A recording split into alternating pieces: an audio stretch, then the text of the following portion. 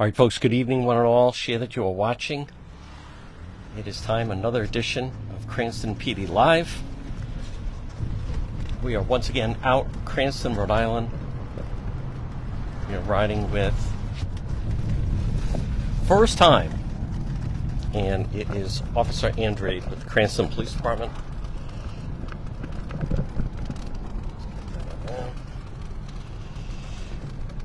And Officer, it's a warm night, so normally it's been my experience that when a temperature does creep up, and again, it was a beautiful mild day, tends to be more people out and tends to be a little more activity for Cranston Police. For sure. It's temperature says 55 right now. I don't think there's any cold weather keeping people in the house, so I'm sure we'll see a little more activity than one of those cold winter nights. So we'll see what we have tonight in store.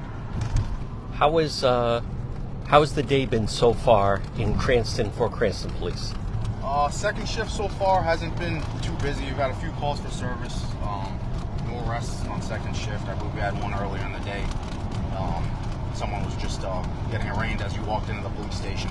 So it hasn't been too busy yet, but we'll see if the night picks up. We've got a couple hours together, so we'll see how it goes. And where is our destination to start off on this Wednesday night? So we're at 204 post right now, which is sort of Center City neighborhood between, I'd say, Reservoir Ave and Pontiac Ave. We're going to do a little floating around today just to kind of maybe see a few more things than we'll see just on 204 post, but that's where we're headed now, general area. Drive around a little bit and see what we have going on. All right, folks, again, share that you are watching. The individual that was in the lobby, by the way, I am familiar with him. He is a rep at the State House, and he was telling me that apparently someone got hit. It was a bad pedestrian hit in front of the Rhode Island State House just a short time ago. So, folks, you will be seeing that in the news. And then also posted on this Facebook page, you could see it was a bad fire in Woonsocket a little bit earlier. So, but good evening, one and all.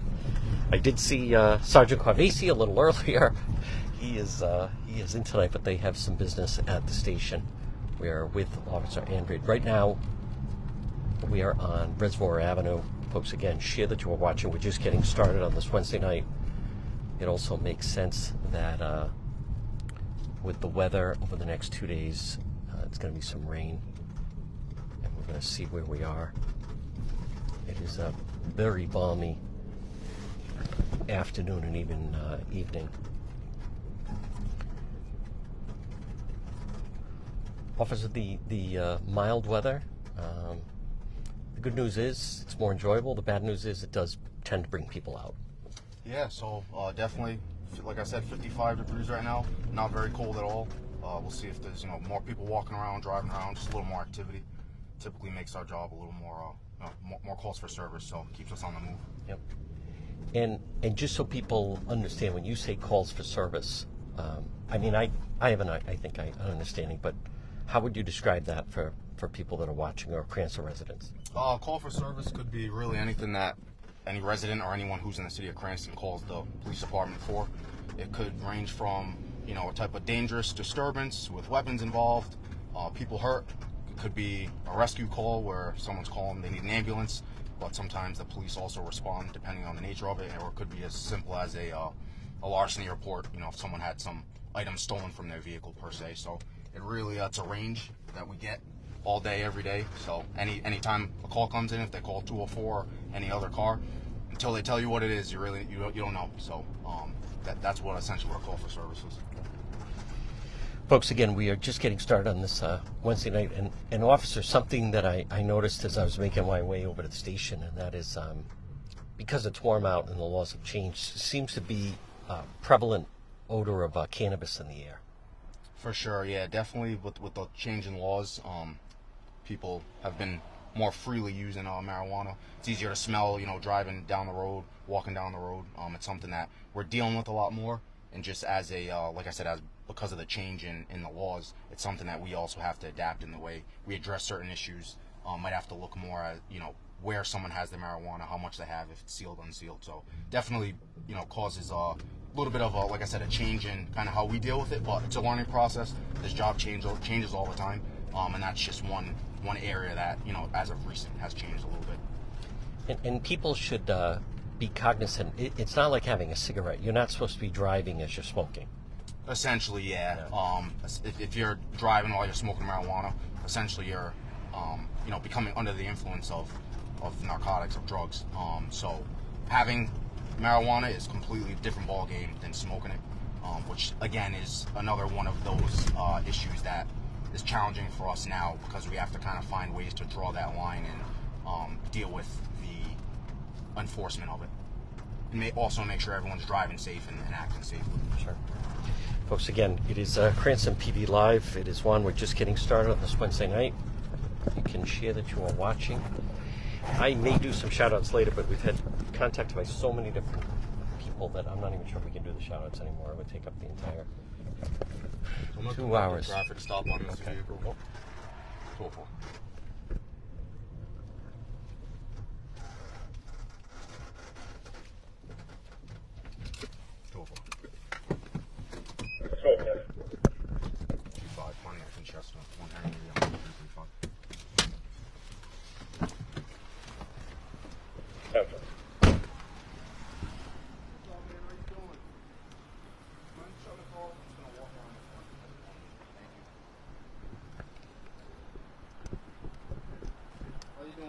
Driver's license on you? Yeah. Look, I'm pulling you over because you wrote the stop sign back there, and I couldn't read your plate because you have the dark plate cover in the back. So that's clear. It's not clear. There's a tint to it, and it's tough to see it. So, yeah, the plate cover. There's a tint to it. So, you have your driver's license? Unless I'm right up on you, it was a little tough to read it. So, you look around here.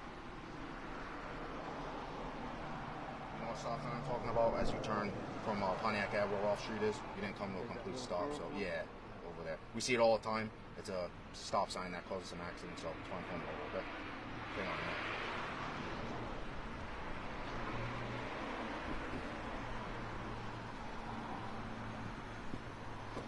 Folks, again, share that you are watching.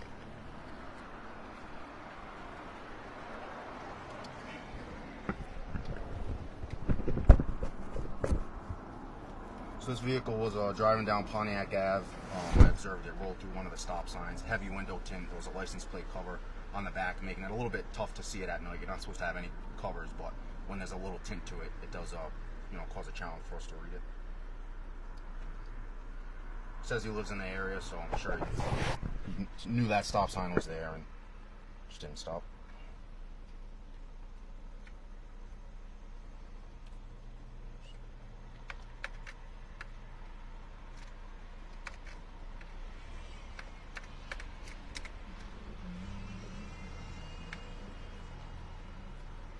Check his driving record to see if he has any prior offenses of that.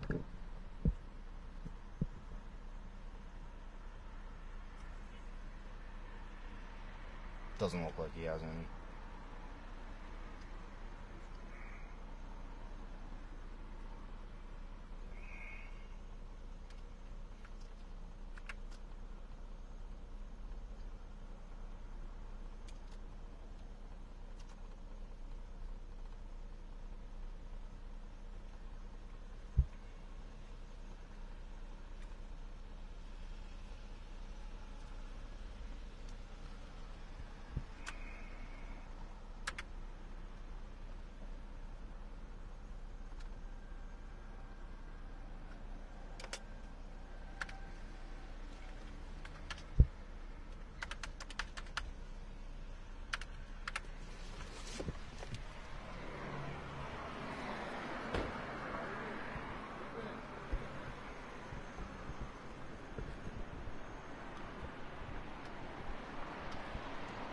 Alright, man, so it's like I said, the cover, you're not supposed to have it at all. There's a slight tint to it, which it's not a huge deal during the day, but at night when I'm behind you, even with lights, it's tough to see.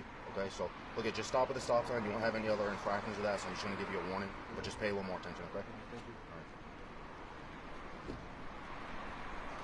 All right, folks, again, share that you are watching. It is Juan, Wednesday night, Cranston PD Live.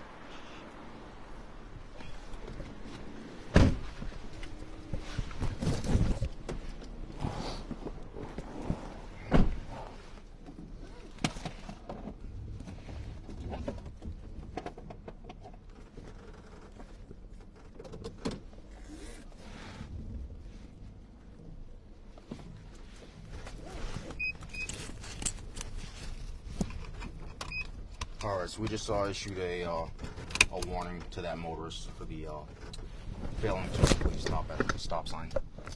He didn't have any previous infractions of it. Also, with it being nighttime, you know, Pontiac and Rolfe Street over there, it's a lot of foot traffic, so try to just kind of crack down on some traffic violations that could cause potential accidents or pedestrians being hit. What about the tinted windows? It seems it's difficult to see inside. Yeah, exactly. So that's another, you know, another reason why that kind of stands out, because I'm sure it was tougher for him to see, and that's, you know, an issue that we see throughout the city, which, from a safety standpoint, you know, poses just another thing to think about as we're stopping vehicles, or, you know, if we're on a call for service and we're dealing with someone in a vehicle. Also, that'll be telling you. Just our ability to see inside the vehicle as we're attempting to make contact with whoever's inside. You know, safety is our number one concern for ourselves, and then also, you know, for any residents that we're dealing with. So. Rhode Island is different than other states when it comes to the tinted windows. Is that correct? Correct. Yeah. So there's a there is an exemption. So his window tint that he had, it was pretty dark. There's an exception that the DMV can make to certain motorists if you have a medical exemption for any type of, you know, eyesight reasons. Sure. Or medical reasons.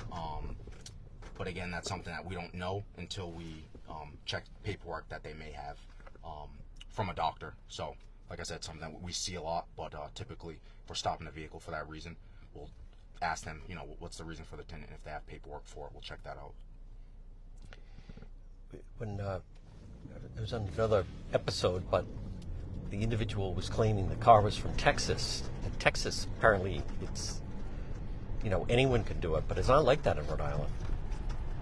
Well, what are you referring the to? tinted windows. Tinted windows, yeah. So Rhode Island, I'd say, I mean, it's pretty strict in terms of the level of tint that you can have on your. It also depends on what kind of vehicle you have, how many windows it has, etc. So there's very strict guidelines of it. But, you know, if you decide to go modify your vehicle in any way you choose, you're subject to getting a ticket if you didn't do your homework ahead of time.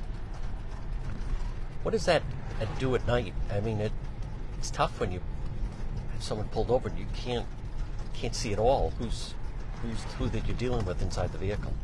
Yeah, it's tough. Like I said, it's something that we're always thinking about. Like I said, safety is our number one concern. So, you know, if we're making a motor vehicle stop, walking up to the vehicle and we can't see inside, you know, just because there's tint doesn't mean that someone is necessarily doing anything bad or doing something that they don't want us to see. But we don't know. You know, someone could have a weapon. They could have something that we have no knowledge of going on in the car. And then, surprise, when you walk up and open the window, that's when you see it. So that's why it's something that we're always thinking about, and you know, try to just be cautious of that. Folks, again, Wednesday evening. It is 1. It is Cranston PD Live. We are riding Cranston, Rhode Island. Officer Andrade. It's a balmy night. Now, last night, officer was off. There was I communicated with Commander Padalano. There was a chase of a fugitive that apparently was out. They even had the canines and a drone, but whoever it was able to elude law enforcement. That was my understanding of last night. So we'll see what develops tonight.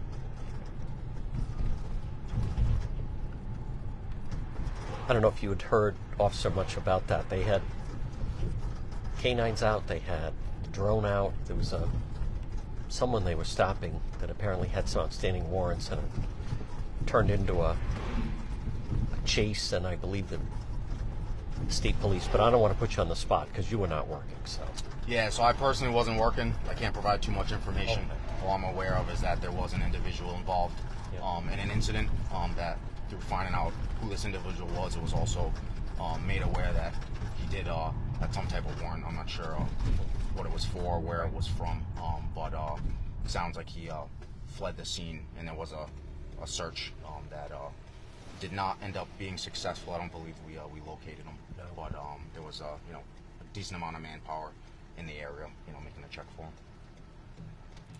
Were you involved in the search back in October for the 3 fugitives that were attempting the home invasion? I also was not working at the time. Oh, you missed a good day. I did. I was a very busy day. Wow. They had all the bells and whistles going. Canines, the raft, the drones. Yeah, there Entire were some forces out there. suspects who had just committed a home invasion, eluded officers. They ended up bailing out in the car, running through the woods and hiding in a very swampy area, pretty large area. That the department did a great job. Also with the help that we had from other agencies, I believe, with like you said, the boats. Might have had a drone out there. Yeah. We used probably all the resources that we had to try to find those individuals. Folks, again, it is Wednesday night.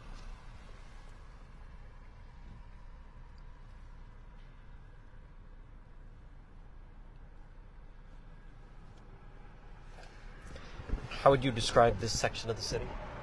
So this right here is Sockanasset Crossroad, between New London Avenue and Pontiac Ave. The Chapel View here, Garden City Shopping Center, a couple of other shopping and retail areas down there. I'd say it's definitely a lot of businesses. We get a lot of shoplifters, larcenies from vehicles. There's a LA Fitness right there. We get some calls for service there in the evening. It's busy. People walking around trying to find cars that are unlocked and taking things from inside the vehicles. But just shortly down the road here, going up Shannon Valley Parkway, it's all residential. Even in the Garden City area, there's a bunch of residences. So you kind of get a mix of everything. You got 37 and 95 right there. So accidents it's another big accident area for us. So a little bit of everything where we are right now. Have you dealt with shoplifters in the Garden City area?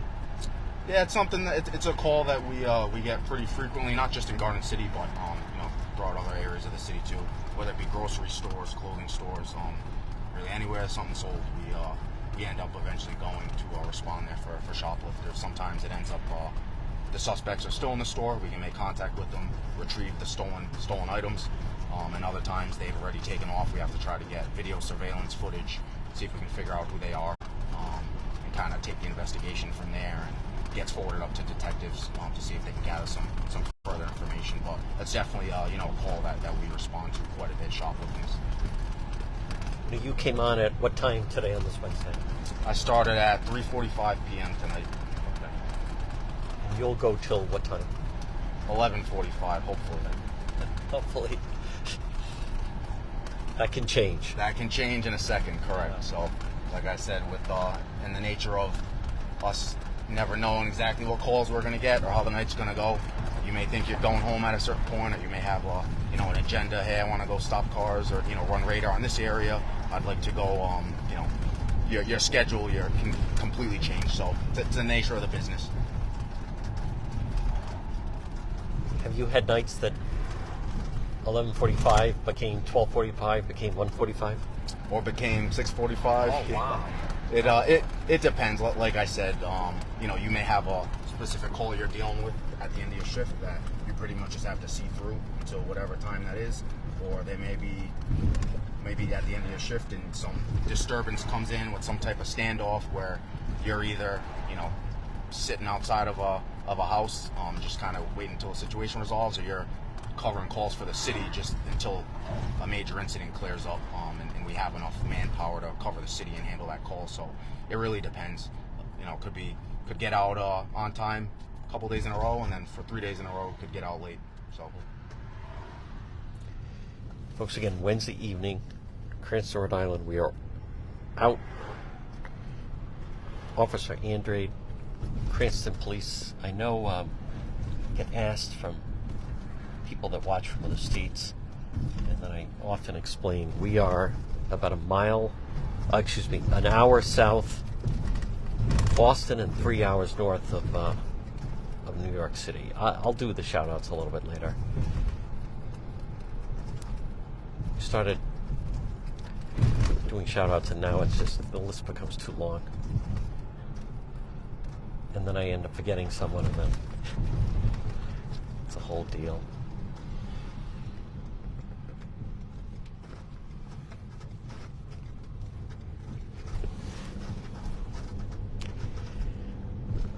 We are now traveling what part of the city? This is just Center City right now. We're on Park Avenue going eastbound. Make our way toward the Elmwood Avenue area. See what's going on over there.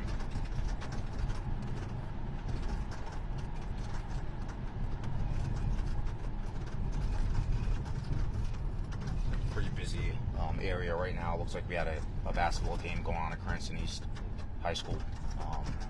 We also have a park theater over here. Looks like there's a few cars parked outside. They might have something going on there tonight. So definitely, like I said earlier, alive.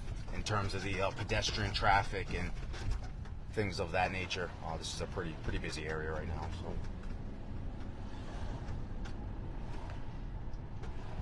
And school safety is back in the headlines this week. Folks, again, I'm sure, well, by now, everyone saw just how quickly Monday night, what was just a typical night on that Michigan State campus, turned into something very different, officer. Yeah, very tragic situation. It's a few fatalities, and I believe there might have been 5 others injured. Definitely a situation that can happen in any city. Of course, with there being a university, definitely poses another challenge. But a very tragic situation. My condolences go out to everyone involved. But it's something that we always look in the news and like to know what's going on in other areas of the country, because something of that nature can happen anywhere. That's right.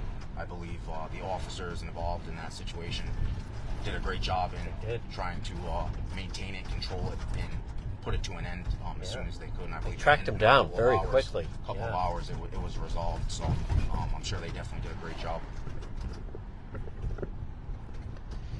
Was the police very quickly put out a photo of the suspect, and boom, it was a citizen that saw him and tracked him down and notified the authorities.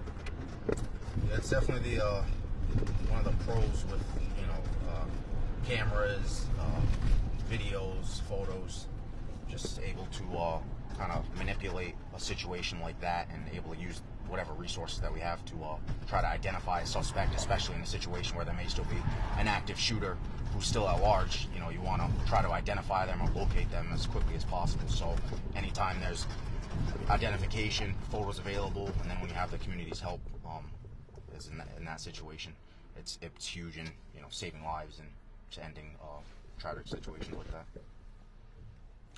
This is the Elmwood Avenue area. Elmwood Ave, we're going to take a right here and go south. Providence line is right up to our left right there.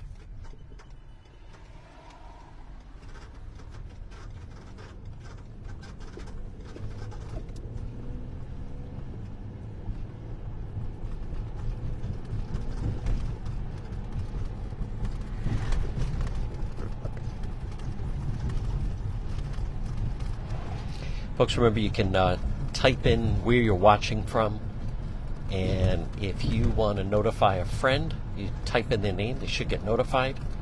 You can always share that you're watching. Make sure you follow the page. I always get asked, how can I find out? How can I watch it? How can I find out when it is? Follow the page. But if you type in someone's name, you should notify them.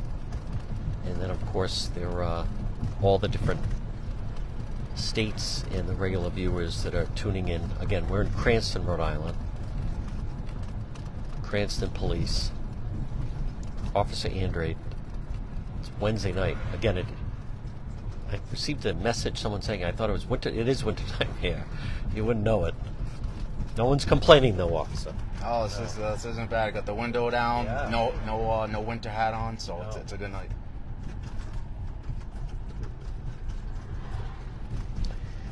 What about, how was there,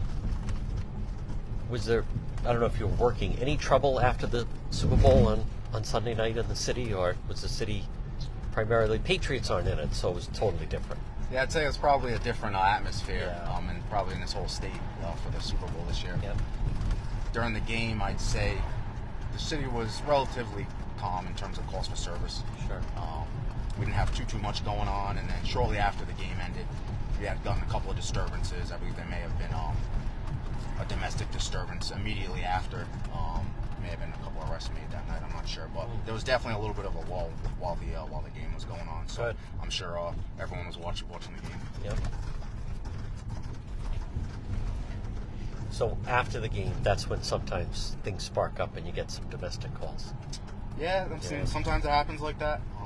I'd say I don't know if it was any different than if the Patriots were playing in it. If there were any would have been any upset or excited people that may have let their emotions get the best of them. Sure. But yeah, it wasn't too bad that night. But definitely during the game, I think most of the city was watching football. Yeah.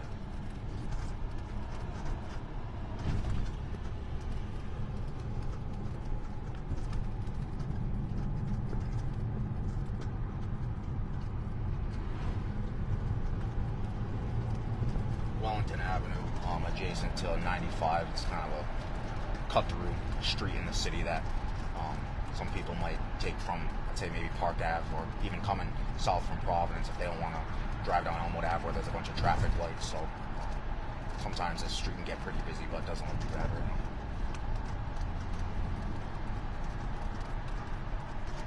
All right. I think next week February vacation, so the kids will be out of school, or I'm not even sure. I'm not sure. You would know though if it was vacation week. Yeah, I think we'd see a lot more Yeah. probably juveniles walking around and Sure. hanging out. So.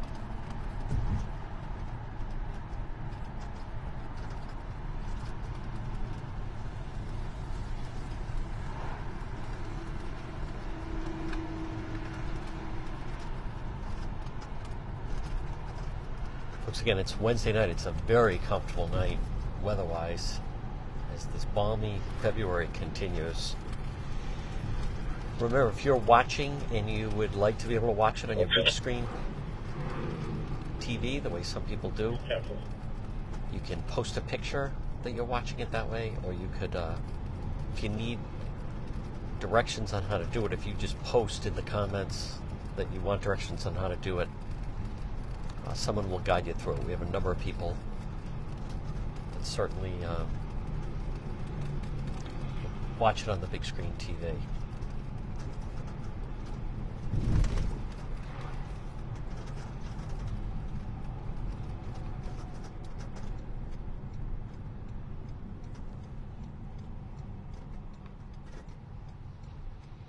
All right, a couple of shout outs. There's our listener from viewer, watching from Hawaii. We have good evening to the Newark Police Department, watching from New Jersey. Good evening to, we do the police departments first, Walpole Police in Massachusetts. Big fans of Cranston PD Live.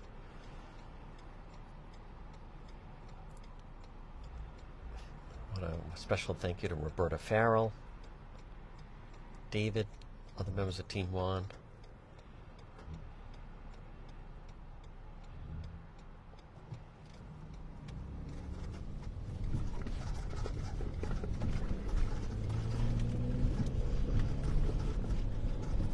Hello to Judge Caprio is watching tonight.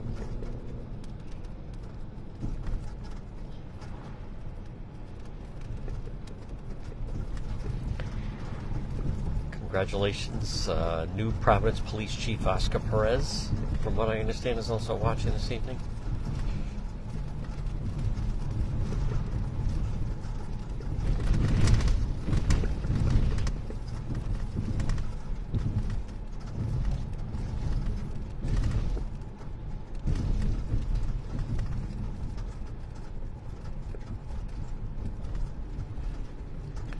Also, good evening to Connecticut State Police, who I know were watching last week and do deal with a very difficult situation that they walked into. I think it was last night. Officer, never easy for the first responders that have to go into some tough situations. Yeah, it's something that we signed up for. It's not easy to go to certain situations that are tough, and not everyone is kind of built to see, I would say, but it's a job that someone has to do, and definitely have to be cut out for this type of work. But we see different things every day. So we just try to come into work open mind. Sometimes we may still be thinking about something we saw or dealt with a couple of days ago, but every situation is a new situation, new interaction. But there are, depending on what the type of call is, there are some calls that stick with you a little more, or that you may think about for a little more than others. But like I said, nature of the job, so we try to deal with that as best as we can. We are heading into the Edgewood section of the city. Correct. We're driving, just went east of Elmwood Avenue, driving into the Edgewood section. So we'll come up on Broad Street, Narragansett Boulevard. So a little bit of change of scenery from Center City, where we were just at. 212. 212. Well, actually, yeah, they're also tank. Definitely a little bit more of a confined area relative to the city line, the geography and city lines. Warwick and Providence are very close to this section of the city, so it's not uncommon for calls to come in and we have some type of cooperation with each agency, just depending on which side it's on. But definitely we work quite a bit with Providence and Warwick in this section of the city. Have you experienced situations where an incident can spill over from one of those communities into the Cranston area? For sure, yeah. I mean, whether it's an incident that just happened right over the line, and someone's maybe cutting through this section of the city to get to their final destination, or there can be an incident on Montgomery Avenue, for instance, is one side of the street's Cranston, one side is Providence. So there could very well be an incident that's going on, on the whole street, on one side of the street. Both police departments either get called or happen to show up. So it's not something that's uncommon really anywhere in the city, whether it's us in Providence, Warwick, Johnston, West Warwick, even Scituate sometimes. So it really just depends on the day. I don't know if you happen to catch who the Scituate Police on Monday, where a guy that was trying to flag down vehicles, he had some interesting items in his on his person. He ended up having some long guns. It was late in the afternoon on Monday. He had silencers. He had a 21-year-old individual from Providence. He was just out of nowhere in Scituate. Yeah, I don't know too much about the incident. Yeah. I did briefly hear about it, but definitely an individual that. Good thing he was taken off the streets. Yeah. And the items that he had were also taken off the streets, so he wasn't able to use them and hurt anybody, or they weren't able to get into the hands of anyone. Parking dance at X-ray Zebra 328 on his right accurate. Another one of those calls where it may not have seemed like it was anything too serious when it came in. Yeah. But you either get there or new information develops on your way, and then you realize the call is a little different than what you may have thought. But that's why we try to hope for the best but plan for the worst, because you never know.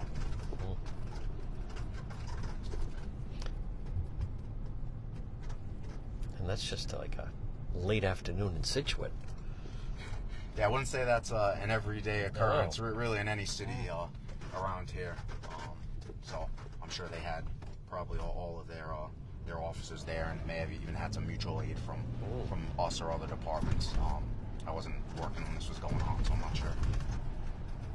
Definitely a call like that, I'm sure, ties them up for sure, and they may have even needed assistance covering other calls in their city while they were dealing with that one situation.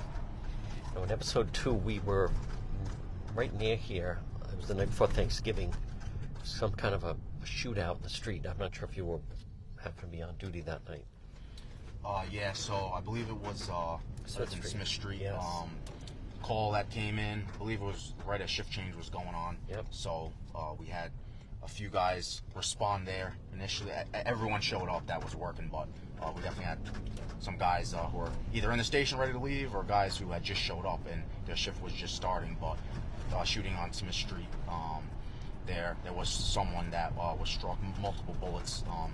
Shell casings were found on Smith Street as well as Narragansett Boulevard. So it was a very hectic situation. There were multiple people involved in the house.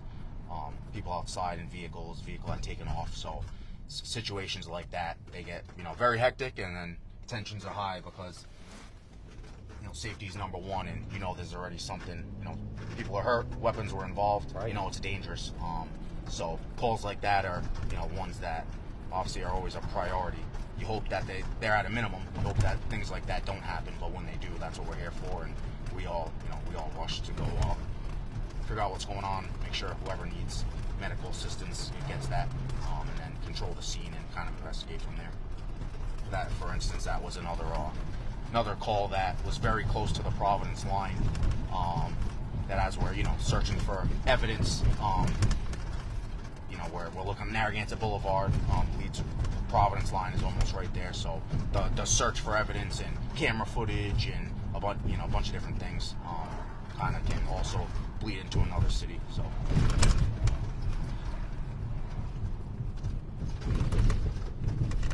I want to give a special shout out to the Anderson family, Cranston residents. They enjoy watching it down in Florida for, I believe, the season. Like seeing that the city is well patrolled while they're down there. It's all set. Okay.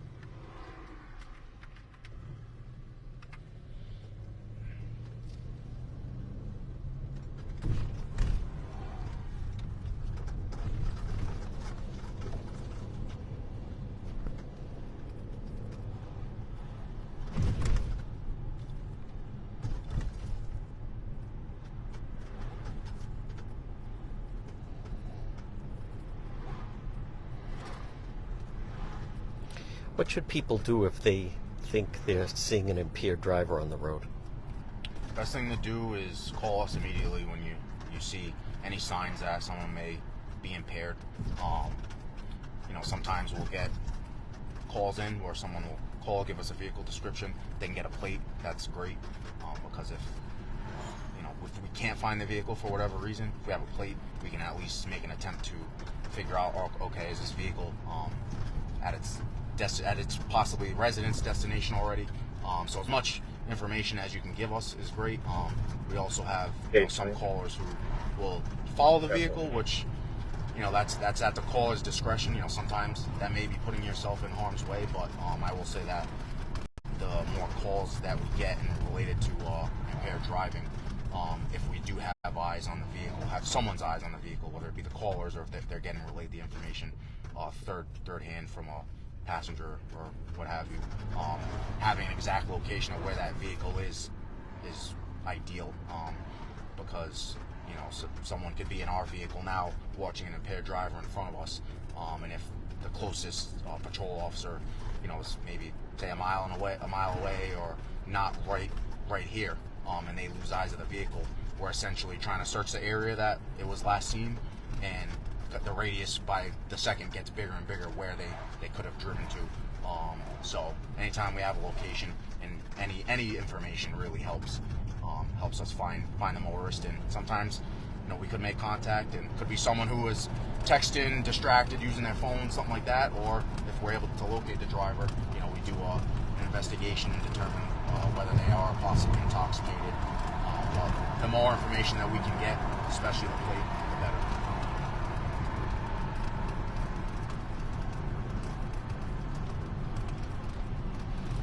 What about impaired for now that cannabis is legal? Yeah, so that's something that really law enforcement, I believe, across the state and even the country with the marijuana laws become more lenient. It's something that is becoming a challenge for police departments So essentially, if someone is driving under the intoxication of liquor, pretty much any patrol officer who's certified for field sobriety testing can pretty much run an operator through field sobriety tests, do an investigation to determine whether this person's under the influence of alcohol. When it comes to marijuana or other drugs, it gets a little tricky because, you may stop a vehicle and the operator may appear to be impaired by alcohol, but it may end up being, a narcotic or maybe a mix of both. So anytime that happens, ideally if we had they call them drug recognition experts, DREs, they specialize in basically doing an investigation to someone being intoxicated, impaired by any narcotics. Because it's a different clues. There's really a completely different evaluation that has to be done. So I think as time goes on, we see more and more police officers throughout the country are being certified as drug recognition experts. So it's a different type of testing that there's training that has to go into it. You have to do X amount of hours of a DRE school. It's kind of a different ballgame, but like I said, it's something I think every year more and more officers are being trained in because it's something that we're dealing with more now, especially with the marijuana use and it being legalized. Definitely on the rise, unfortunately. Folks, again, good evening on this Wednesday. You're watching Cranston PD Live. It is Juan. We are fortunate tonight to be riding along with Officer Andrade, Cranston Police Department. Sure. Ready? I'm here with a 2700 vehicle, Oak Street, the parking lot for being tracked. It's going to be a silver Corolla, 1 Peter William 99.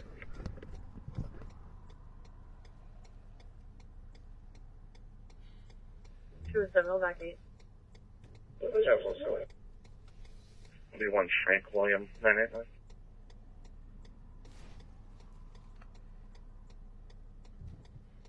We're just hopping off Route 10 now. This is Niantic Avenue. We're going to be floating toward the Arlington area, closer to the police station than where we were earlier.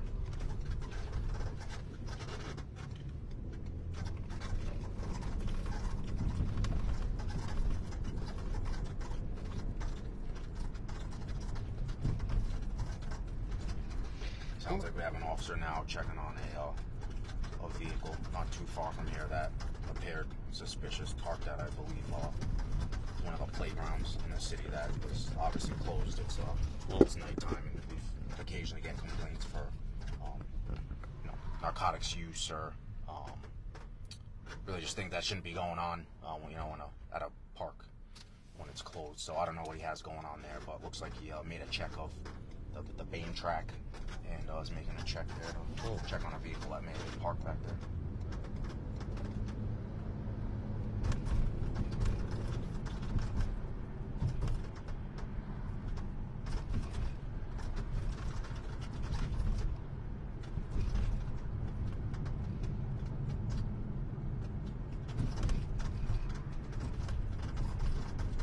Sure. Ready? The outside, you're like a dispersal. Penny. Definitely, so many pennies. 7.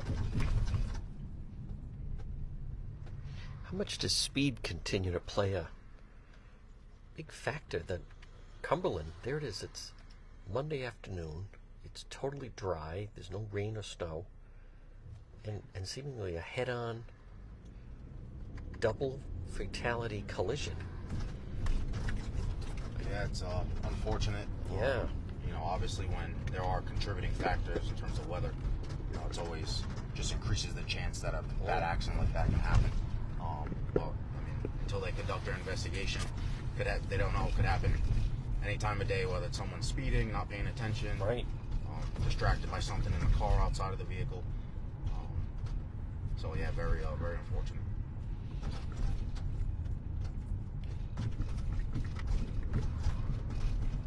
Just middle of the day, double fatality. I mean, that's...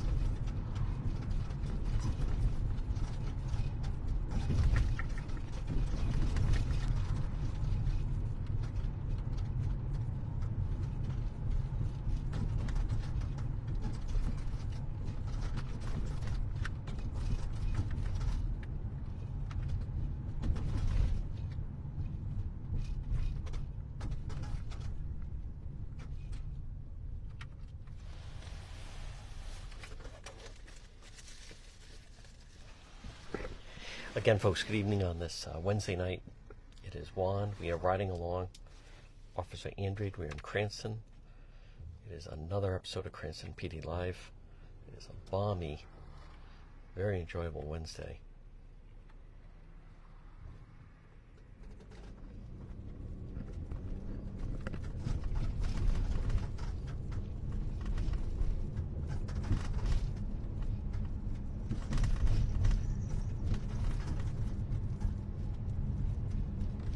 When you do have to pull someone over,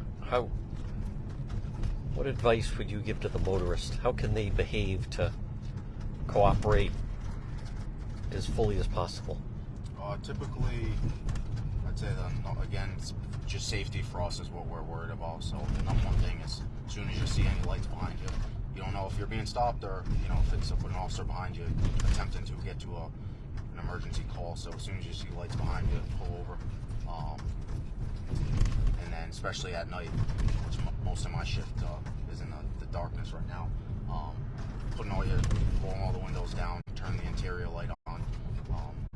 We appreciate no movements around in the vehicle, as we're walking off or before we make contact with you, just because, like I said, we never really know what we're walking into until we make contact and we can kind of see what's going on. So any type of movements, even if it's just to get your license or registration, I'd say maybe just hold off on that until we come to the car, talk to you, and we request the information, just because we're thinking about everything, time of day, like I said, if it's dark or not, if the windows are tinted on the vehicle, can we see in the vehicle, are the lights on, is the person moving, what are they attempting to reach for? So the least amount of things that we kind of have to worry about, the better. So that's kind of number one, is I'd say just pull over as soon as you see the lights and pull the windows down, turn the lights on, and just stand by until we make contact with you and let you know what we stopped you for and request your information. Engine on or off? Turn off the car? Definitely turning off the car is also another thing too. We do have people that may try to take off on us occasionally and not comply as we're trying to conduct our traffic stop. So as long as if the car's off, we know that, okay, the chances that this person's gonna flee the stop are probably lower because they shut their vehicle off.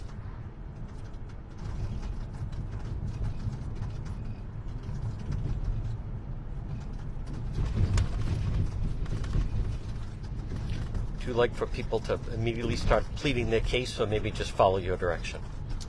Typically, I'll let people know right away why I'm pulling them over. So typically, I like to just let them know what the reason for the stop's for. I'll request their driver's license, insurance, registration, and then as they're gathering that information, if they have anything to mention to me, that's fine too. I try to be reasonable, and everyone's human, everyone makes mistakes, everyone has something going on. So if there is any reason why they may have thought they're getting pulled over, if they had anything to say, I typically like to hear that after I let them know, hey, this is the police, this is why you're being pulled over, and let them know what I need from them. What should people not do during if they get pulled over? I would say not just keep driving or pull over when you feel like it. That's one thing that gets us on edge sometimes. Do some people just keep driving?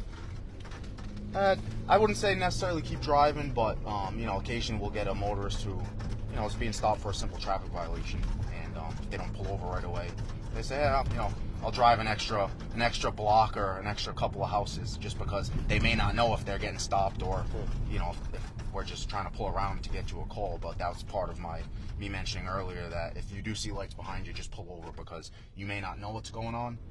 And then by the time you realize that we are stopping you, you may have driven an extra, few hundred feet. And by that time, we're thinking, okay, was there a reason that they didn't stop right away, or should I be worried about something that they may have in the car? So that's one of the things I would say not do is not just keep driving because you don't think you're getting pulled over. I would just, you see the lights, pull over. Plus, it helps us if we are trying to get to a call, just to have as much of the road available to us to maneuver, because it's not, as I'm sure you've seen and you've experienced, going to a couple of calls with Sergeant Corbasi. Yeah. That as we're responding to a call or trying to listen to the radio, not everyone pulls over. Exactly. It delays so us. It definitely makes it a lot safer for us and everybody else if you just pull over right away if you see us coming with the lights on.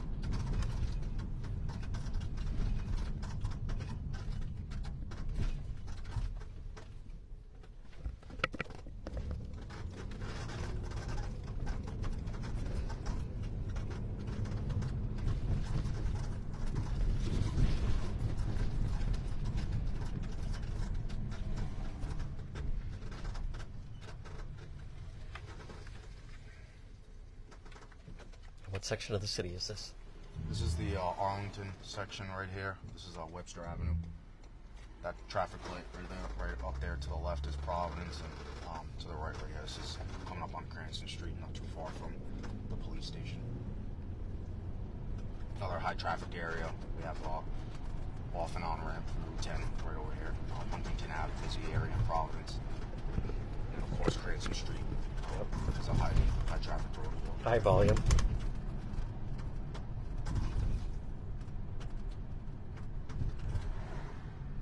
What is this area like in the summertime? Very busy. Pedestrians, bicyclists, a lot of vehicles, a lot of residences over here too. So, in terms of disturbances, we've got the businesses over here, gas stations, fast food, laundromats. So, really, you can get a wide array of calls for service in this section of the city.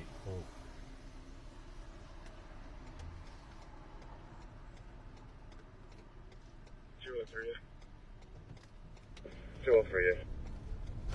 G5, Alberta, Alton. 1 Georgetown, 1 White Honda.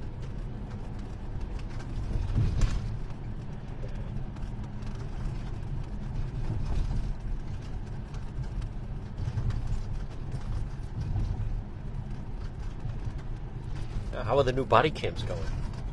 So we're gradually Still in rolling the the process, program out. yeah. Exactly, still in the process. Just going to make a check of the parking lot of this laundromat right here. It's 24-hour. It gets pretty busy in the evening. We see sometimes people hanging out in the back that are obviously not customers of the laundromat. So it doesn't look like there's anyone back here now. This area here, there's a 24-hour laundromat. There's a McDonald's over there, that's 24 hours. So those businesses in the evening, early morning hours, definitely a little busy.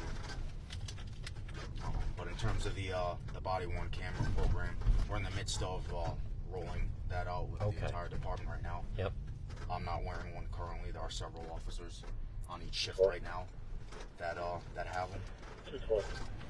99 Hope Road, Peter Nora, 460. It's something that I'm sure is going to be an adjustment for each officer that has one on, just the operation of it. Remembering to turn it on and off because it's something that's new, and we have guys that may have been working, patrol for 10 years or so and never had one, so it's just like any new piece of equipment. You're going to have to learn how to use it, but it's definitely something that we all think is good for transparency purposes, and just so we have a second unbiased witness of what's going on, and when we report on an incident, I think whether it be false complaints or someone trying to say it didn't happen the way we said it happened, I think that will go down. And again, just another set of eyes on what's going on. Right. On any call we deal with, I think will be a plus. So like I said, it's going to take some getting used to for I think all the officers. We've never won one before, but once it is like second nature, I think 20302.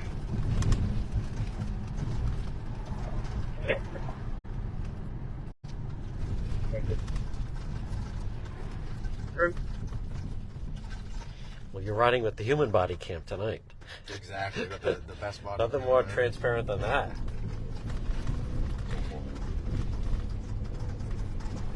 Well, RG20 longer max on Cranston Street, please. yeah.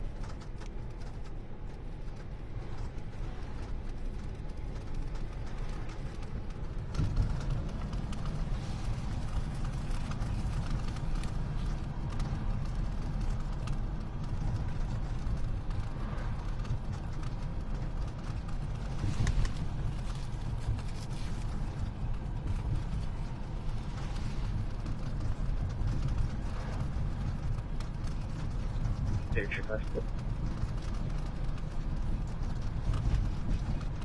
Ready.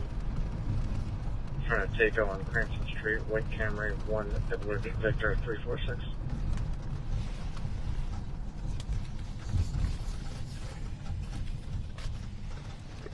Folks, again, just about 8 o'clock in the east. You're watching Cranston PD Live. It is Juan. We are riding this evening. Officer Andrade with the Cranston Police Department. Appreciate that you're watching. Maybe you can type in where you're watching from. I'm going to give some more broad shout outs to all the different Rhode Island residents that enjoy watching it while they're down in Florida, although it's pretty balmy here.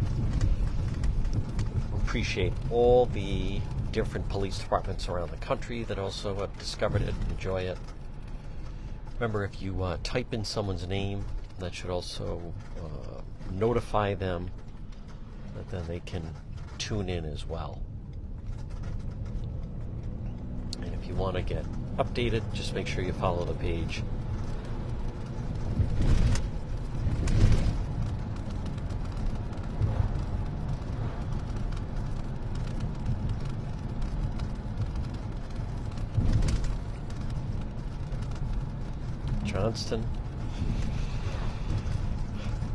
Johnston Police also had a incident where somebody was passing traffic, acting nervous, evasive after they had pulled him over, and it turned out he had a loaded Glock in his waistband. So another example, you just never know in your job. At any time, it's go time. Yeah, that was on the news today, I believe. Yeah. Recovered 203. handgun, like as you said, Careful. was loaded.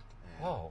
you know, when that, I believe it was a sergeant who made Yes. that arrest. I believe, you know, I'm sure when he initially saw the vehicle, Right. he may not have known what was going on. May have been something that appeared to be maybe a small traffic violation or what Yep. have you. But you know, you make the contact, investigate it, and it ended up being a situation that could have very easily been very dangerous and Wow. you know, went south. So luckily, everyone. They said the way he was reacting when he got pulled over. Is that something you also sometimes you can pick up on? Somebody's acting a little odd. Yeah, it's something. You know, the longer you do this job, just like Yep. any other job, you pick up certain cues that may suggest there may be more going on than what it actually seems to be. So in that situation, you know, the motorist may have been extremely overly nervous, possibly. Definitely. You know, reaching for things or providing items or providing information that was never asked. Again, just to maybe try to divert the officer's attention to what was actually going on. So different cues like that, we try to just pick up on, and the longer you do the job, just with the experience comes along. Kind of having a feeling certain times, or you know, being able to articulate your suspicion that there's something else that may be going on. Another officer on a traffic stop. Sure, he's all set. Set? All set, thank you. He's all set. It's one thing on the road if we're on a call conducting traffic stops. You know, if we're there for a few minutes, sometimes we may call over the radio that we're all set. We don't need another unit. He had just called out a minute ago saying that he was all set, but you never know what could have changed in a minute. So Right. typically courtesy as we drive by another officer who may be dealing with a situation that we just check in with them, make sure that they're okay before we proceed.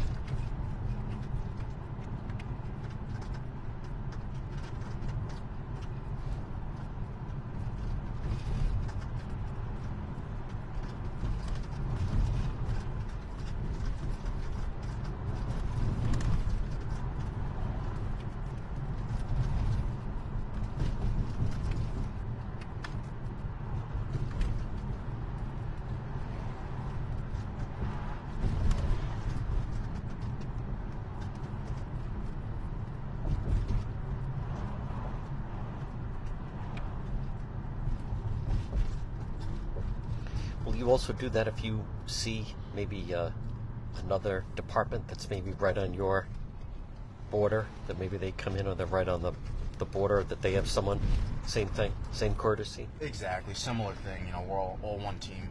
You know, we all just want to go home at night. Want everybody else to go home at night. So Yep. maybe something small, but like I said, we don't know until we know. So if we are passing another officer who may have stopped a vehicle, or they may have responded to a call that led them somewhere in Cranston, typically if we do see them within city lines, or even if it's, you know, right on the line, if we're driving by, just a courtesy. Hey, are you all set? Do you need anything? Because things can change in an instant, so they may have thought they were okay 30 seconds ago, and then the fact you're driving by, it might not be a bad idea to have another officer around just for safety.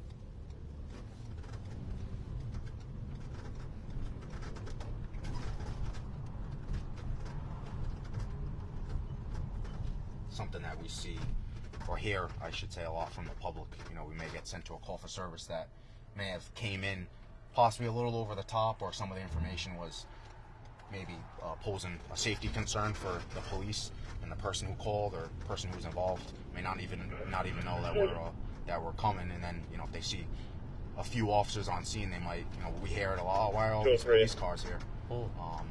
Depending on how the call comes in, or who's just maybe driving in the area, Right. we typically try to be as cautious as we can.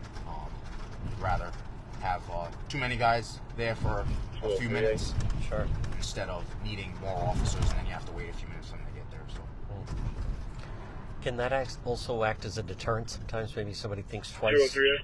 if there's a big show, big backup. Message. yeah, I mean, we hope that just All our set. presence alone will help deter any possible criminal activity. But definitely, you know, there's something to be said for strength in numbers. You know, if someone is thinking about doing something they shouldn't, and they see, you know, 4 cops there, or 4 cops responding to a call, they may be a little more wary to do it than if they just see one. What about how should passengers behave during if a driver gets pulled over? What's proper protocol or proper etiquette for, in some ways? What makes your job easier? What the people in the rest of the passengers in the car do? For us, it's, again, safety's paramount, so we'd like everyone in the car just to remain still. You know, if everyone could just kind of respond to any, you know, if the officer's asking questions or whatever. Typically, if we're asking a question or we're doing something, it's for a reason. So we appreciate if passengers in the vehicle just hang out, just be able to show us that they're not actively posing a risk, or that they may not potentially be posing a risk. You know, because if I pull up to a vehicle, stop a vehicle, and there's a passenger reaching around everywhere, there may be a reason for it. But we'd appreciate if you could just kind of let us do our business with the operator, and kind of don't draw any attention to yourself that's going to make us have to divide our attention that we're trying to speak with the operator with, because you know, we'd like to minimize any potential risks. So. Have you ever had a passenger give you a hard time? Instead of, people would focus on the driver, but maybe someone in the vehicle that suddenly is being difficult? I mean, it happens occasionally. I think most people know, you know, if we're pulling, you know, conducting a traffic stop, it's for something that may have happened with the vehicle, motor vehicle infraction, or you know, registration information, something like that. But you know, occasionally we'll get a passenger who may not like the reason why they think why the operator was pulled over, or you know, you may even get someone who's being a designated driver for someone that may be intoxicated in the vehicle, and the alcohol that the passengers maybe had may cause them to react a way that they probably wouldn't. It doesn't happen too often, but it's something that we do deal with. So we just have to be ready for anything, and if the situation does happen like that, main concern is just to make sure the scene is as safe and as calm as possible, just so we can conduct our investigation.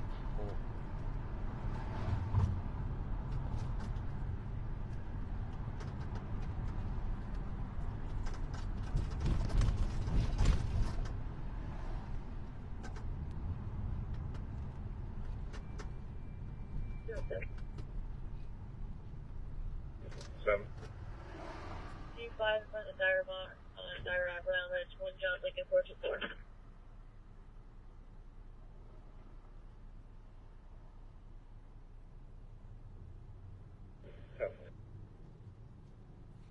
So the driver could have been intoxicated, so then someone else is driving. So now the owner of the vehicle is the passenger, and maybe they're the one that then is difficult during the traffic stop.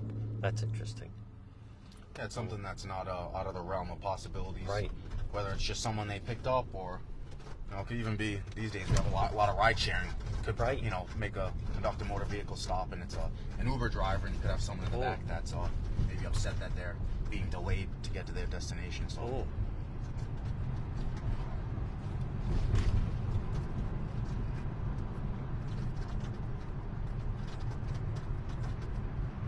And people are vocal and complaining that they're being delayed.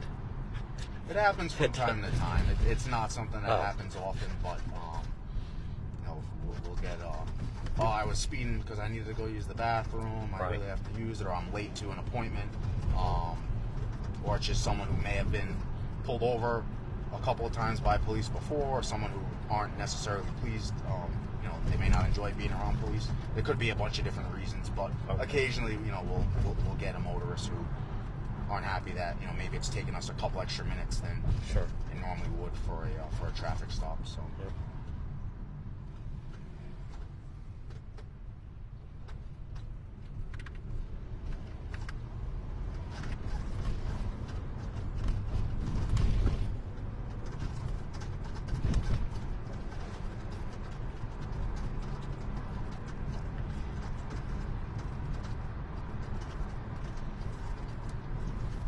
But people should know it doesn't benefit them to complain and just create a little bit of an incident. It doesn't mean that things are going to go faster.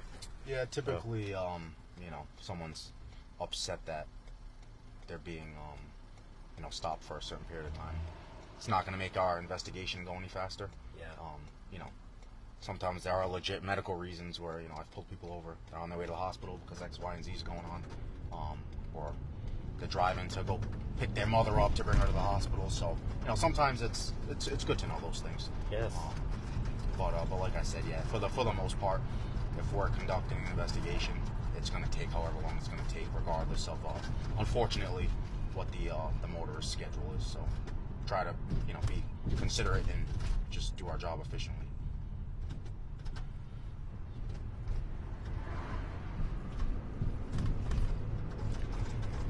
And what about if someone sees someone that they consider suspicious, either in the neighborhood or just, I think the situation, he was trying to flag down vehicles.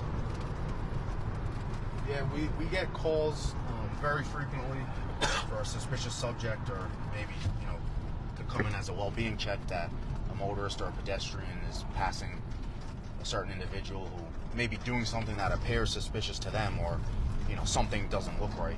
So we get calls like that very frequently, and it's our job to really take whatever information we can get from that's relayed through dispatch that the caller provided, and on the way there we try to determine how we're going to go about with dealing the initial contact, and then once we do make contact with the individual, it's our job to figure out, okay, this is the information we got, this is what I can gather while I'm here, and then it's determined if we need to make the investigation go any further, or if it was maybe an overly concerned citizen, and we was able to get a complete reasonable explanation for why the person that we're dealing with was doing what they're doing, and then we clear the call. But, you know, sometimes it does turn out to be someone was doing something suspicious, and luckily we got called by someone in the community, and we were possibly able to either prevent or deter, you know, this individual from maybe going further or committing a crime or anything of that nature. So any calls that we get in regards to suspicious people, you know, it's good, because instead of the caller either ignoring it or going to check on it themselves and putting themselves in harm's way, it's better off to have us look into it, and if it's something that needs to be addressed, we'll address it. Yep. And if not, then you know, it ends there. So, But that definitely falls under like the see something, say something. If somebody really sees someone that seems odd. for sure, we as police, we can't see everything. There's only, you know, so many of us on the road, so Can't be everywhere. exactly. Anytime we can get help from the 204. community is a plus. 204. 123 Myrtle Ave. Going to be for a well-being check on a model 11, age 83. Lives alone. Released from the hospital last week due to COVID. While I have a name, we'll get in touch with them for a few days. They're out of state. They've been trying by phone. Simple.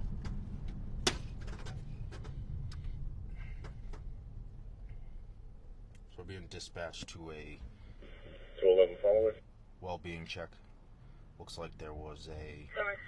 83-year-old male who was possibly in the hospital last week from COVID, and the caller is out of state, so he doesn't have physical contact with him, but it sounds like the caller hasn't heard from him or been able to make contact with him in a few days, so he wanted us to do a well-being check on the individual, just to see if there's anything that needs to be addressed, make sure he's okay. Yep. Or at the very least let him know, hey, there was someone that was worried about yourself. You might want to just give him a call and let him know you're okay.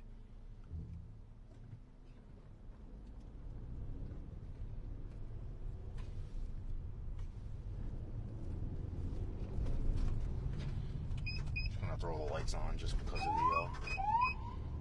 the nature of the call, so we can get there and check on this individual's well-being.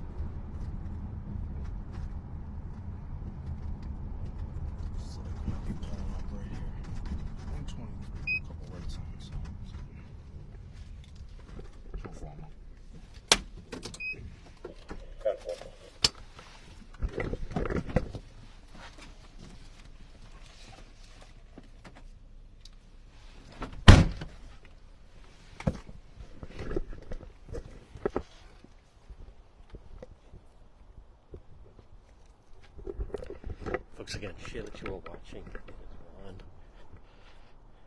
You're watching Cranston PD Live.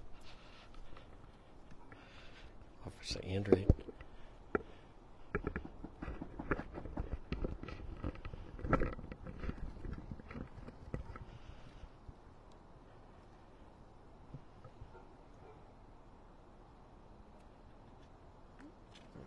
Oh. Sir, how you doing? What's going on? Is your name Donald Nevin? Yes, sir.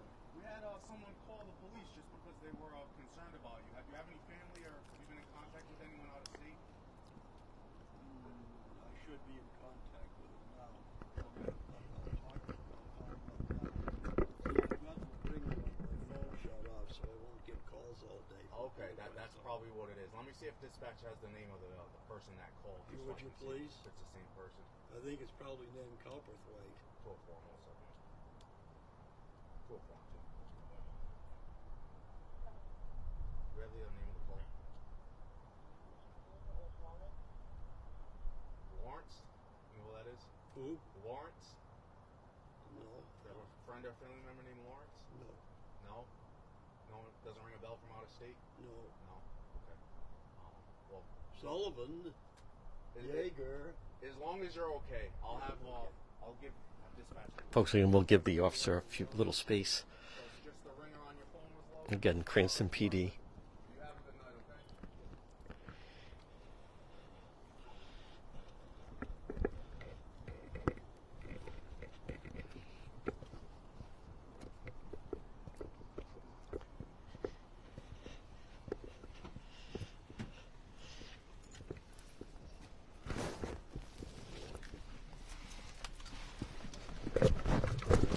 Well, that's good. Yeah, definitely best case scenario. Saw the lights on, and then after I rang the doorbell, saw some activity, and then a gentleman comes to the door who identified himself as the male that we're looking for. So definitely best case scenario. 204. 204. I made contact with that male. Stated that he had turned the ringer down on his phone. So you're gonna have the call back. Should be checking his phone now. 10-4.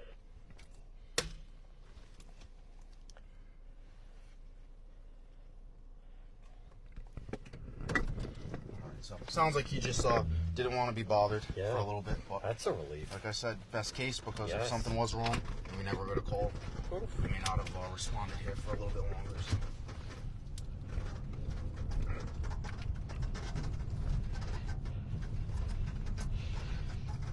We get sent to well-being checks quite a bit. Yeah. Now, I would imagine they don't always have a happy ending. Not all the time. No. So, I mean, a lot of times when we show up, we'll knock on the door first. If no one comes to the door, we'll just see, is there a car in the driveway? Does it look like this is even a house that anyone lives at? Really, we might go talk to some neighbors, if we don't get any response right away. Sure. Or maybe someone who, is home and maybe has fallen, and they need, just medical assistance. We'll call a rescue to the scene. There are cases where we know there's someone inside, or we have a strong belief that someone's inside that may be in distress, and we'll have to force our way into a house, breach the door. Wow. We call the fire department to take care of that, and then we'll conduct a check of the residence just to make sure that there's no one inside who may need help. Right. If we can locate them, figure out what's going on. If not, then we try to just go through other means to at least resolve the situation and come to a resolution. So. Meanwhile, the person from out of state, that's a tough situation. They can't reach the person that just got out of the hospital. Yeah, which is very, very common for us to kind of have that type of call come in, just because I'm sure there are probably a lot of instances where there may be a family member or friend who's worried about someone, but if they don't live too far, Right. they may respond to the house or make contact with them before it even reaches the point where they feel like they need to call us. But we do get that quite often, where maybe kids or family members out of state that they don't know what else to do, so they call us, and we do what we can to either make contact or just figure the situation out, just so we know that there's no one in distress or no one that may need our help or rescue's help.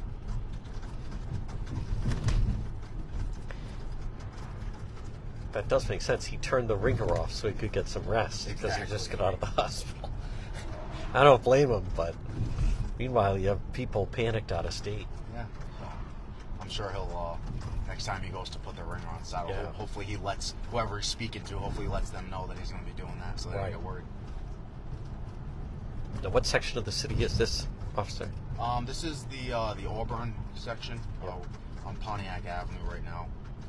Just pulling up on Colonial Ave. I'm gonna take a right over here in a minute. Drive down Gray Street. We've received a bunch of complaints for speeding autos, people not obeying the stop signs on Gray Street. So just drive down there, see if there's any traffic.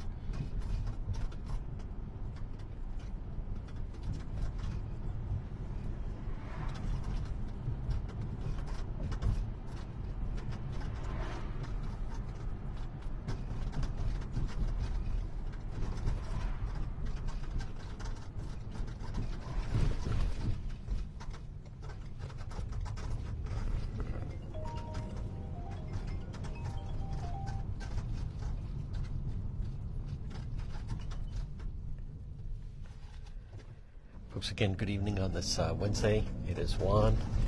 We're watching Cranston PD Live. We are riding with Officer Andrew, Cranston Police Department. Remember, you can share that you're watching, type in someone's name if you want to notify them.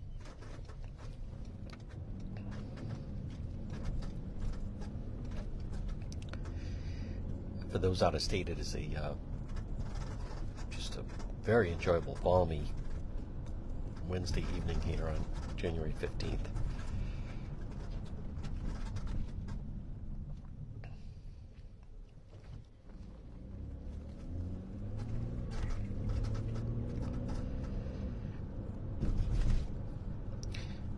I would imagine those are quality of life issues, but for people that live in the area, it's a problem if people are just flying through stop signs. You have pets, you have elderly, you have children that could be out. I know it's a problem for people that live in areas where people seemingly just ignore some of the traffic signs. For sure, yeah. I think this street is probably a street like this in every neighborhood, but this street in particular, it is essentially a cut-through street, and there are quite a few stop signs on the street. So, you know, as people who are many people who are driving up or down it, they may have no reason to stop on the street. They may just be using it to get to their destination. So they're not necessarily worried about the stop signs. They just want to get to wherever they need to be. But for the people who live in the neighborhood, like you had mentioned, walking dogs, just going out for a run. Yeah. I've seen, many people walking with strollers, walking with their kids, just driving in general, the safety in general. It's definitely, when we do get the complaints, we try to put more of an emphasis on those areas, at least to conduct more checks and make more contact with people who may be driving through and not necessarily following the traffic laws. 204. 204. Logger G21 at Gray Street, please, no speeding orders.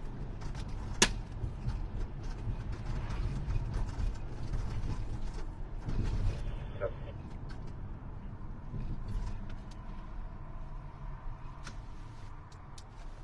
204 to 203. You guys all set?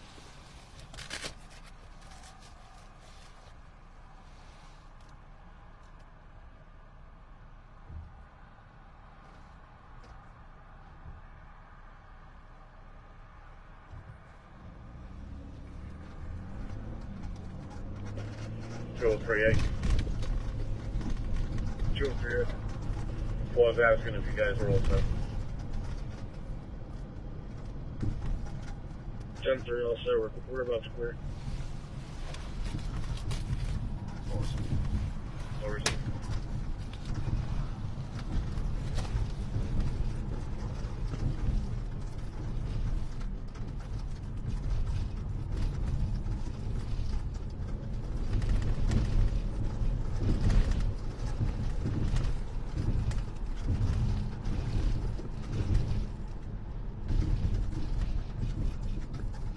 Were you working the night in October 2020 when was the famous incident on Elmwood Avenue with the Cranston Police would not allow the rioters to come into the city?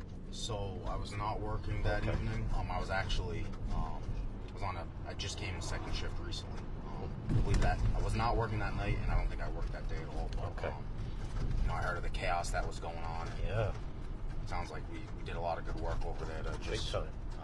Try to at least keep people calm or contained in an area. To try to keep as much order as possible.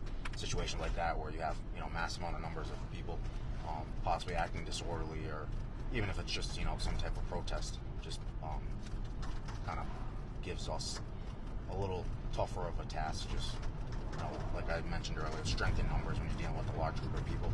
Yep. You maybe have the situation contained at one point, and then in a second, it can change. So I think those officers that night did an awesome job with help from Providence as well. So People are noticing there's no ATVs out in Cranston tonight, even though it's warm out. But that's something that, to me, Cranston kind of has a zero tolerance policy on ATVs. yeah, it's tough because it's one of those things where initially the ATVs, last year, the year before, were a big problem, and I think because of the no tolerance stance that we tried to take on it, the police department and the city in general, I think that's definitely shown because there's a lot less ATV riders, riding around, disrupting traffic and what have you. We do get them still occasionally, when it's warmer out.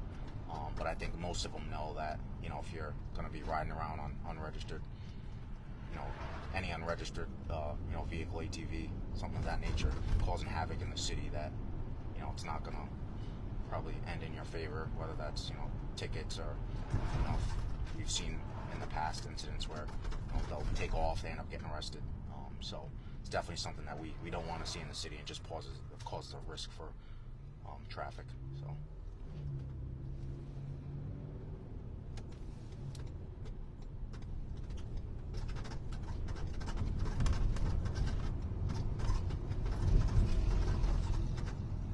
It's another one of those quality of life issues. People don't live in the city of Cranston to be bothered by the likes of that. It was one in custody, supervisor there. One in custody, 2031. Supervisor is free patrol, so.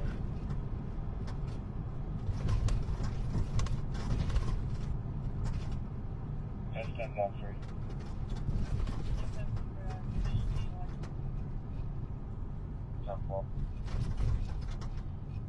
So it looks like there was just a traffic stop on Dyer Avenue, and the operator was just taken into custody for suspicion of DUI. Ooh.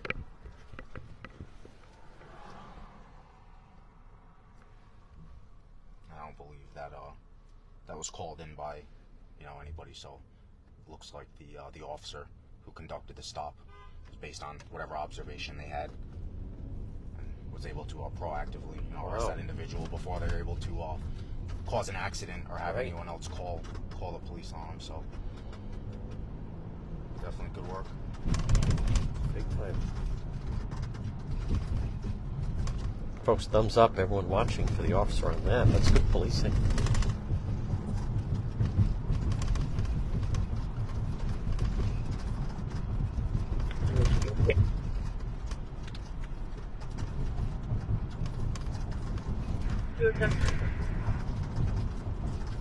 Good.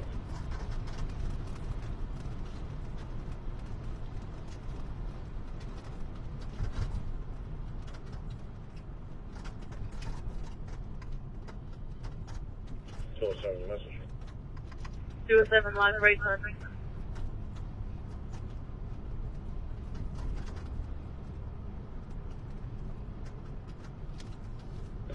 Twenty 33.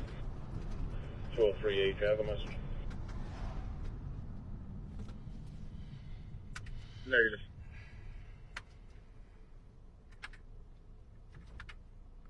Folks, again, good evening on this Wednesday. You're watching Cranston PD Live. It is Juan.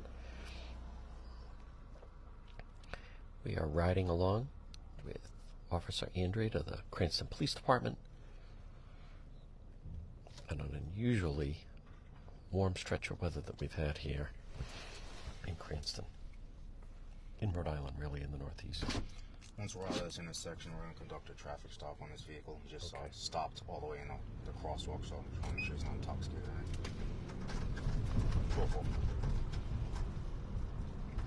Right? G5, Broad Street at Massachusetts Ave, Silver Line in the Providence. Florida dealer reg, Peter Michael B. 76 Georgia.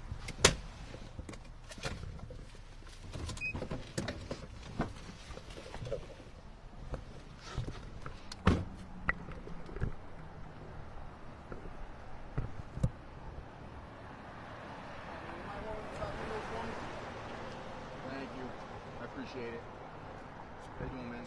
So look, I just pulled you over just because when you stopped, you went way over the line. You were in the crosswalk. I saw the light may have made you stop a little quick, but I just want to make sure you weren't intoxicated or under the influence or anything like that. You have your driver's license on you? Yeah. Thank you. Yeah, I own a business right there. We're just doing our delivery right there in Cranston right now. Is it the dealership that the vehicle's registered to? Yeah. No, yeah, we own right there the restaurant and then the hookah shop too there. Gotcha. Okay. Yeah. What are you delivering right now? Anything good?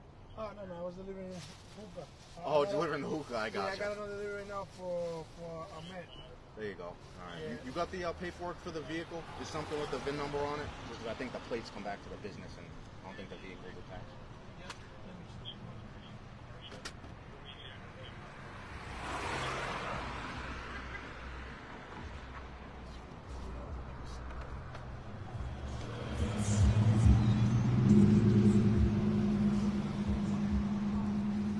Let me just call them so they can bring me the title. Don't even worry. If you don't have it, I'd rather just write it down. I'll take a look at it from the They have front. the title right there on the hookah shop. They can bring it for me real quick. All right. Yeah, don't even have them come in. Don't worry about it. The car's in park, right? Just want to make sure. You have the insurance paperwork for it?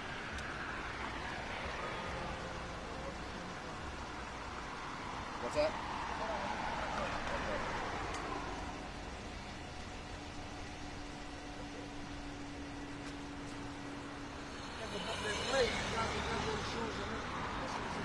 Yeah, I saw the deal for Yeah, it. they have the insurance and everything. Dime por yo. Oh, no, que me pararon los policías de tránsito. Ajá, so ellos me están mandando como por el seguro, pero que la placa tiene segurito de dinero. Just hang on 1 second, okay?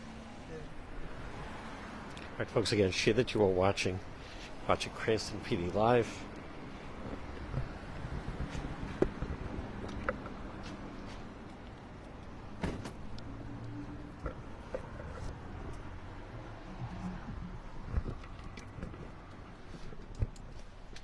Yeah, so I didn't see any signs through talking to this individual that he was intoxicated or anything like that.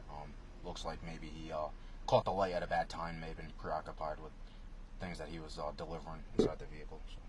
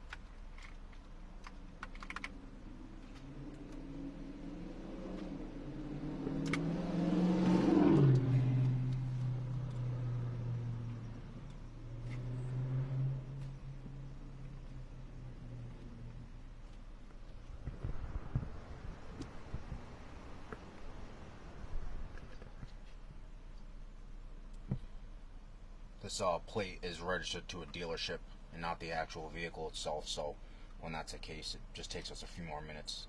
We have to check the vehicle through the VIN number just to ensure it's not stolen or anything, but we have to input that manually, so it takes a few extra minutes. I typically explain that to the operator just so they know why why they may have been sitting there for so long, but it's just part of what we have to do to run our checks.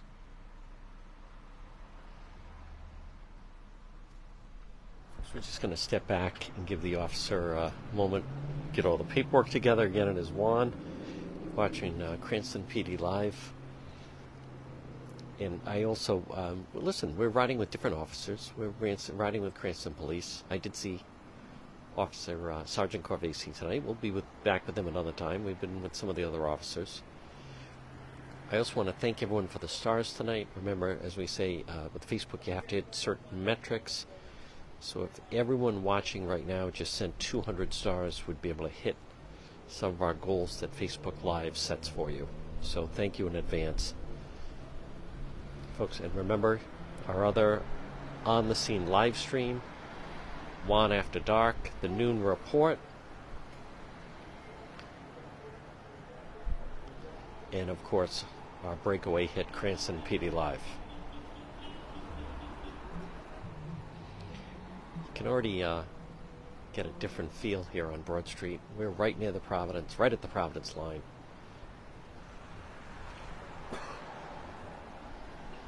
Folks, starting to feel like summer just with the music. And, all right, let's see how it goes.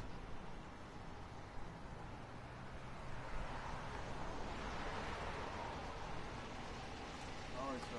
So I'm not going to write you a ticket. I put a warning in the system just because I saw you haven't had any infractions for the same thing before. So drive safe, okay? I think I appreciate it. Have a good night.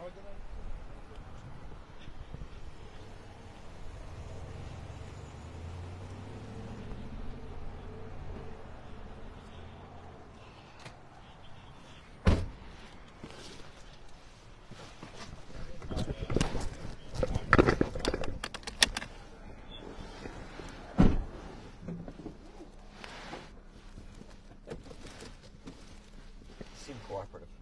Yeah, he was very reasonable. You know, it's something that we see quite often.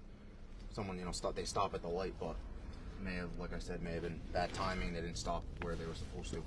Stop in a crosswalk where, you know, if there was someone trying to cross the street, they would have had to walk around them. So just conducted the vehicle stop, checked on the operator, make sure he wasn't impaired or anything of that nature. Just let him know why he stopped and just try to be a little more cautious in the future. 204 tonight.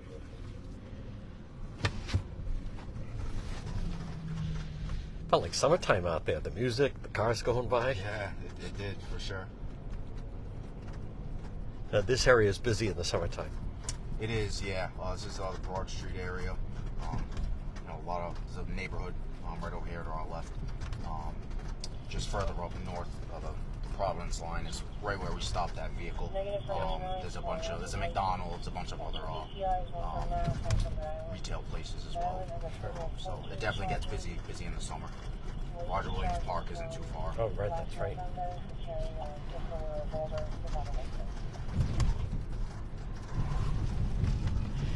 Folks, again, we're on Broad Street. You can see St. Paul's Church in the distance.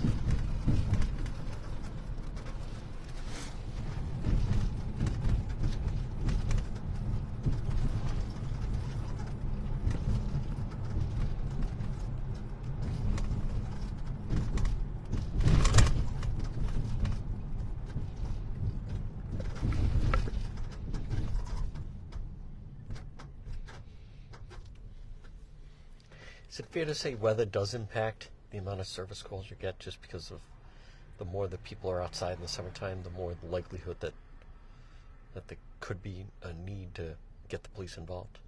I would say the weather does affect the type and the volume of calls that we get in general.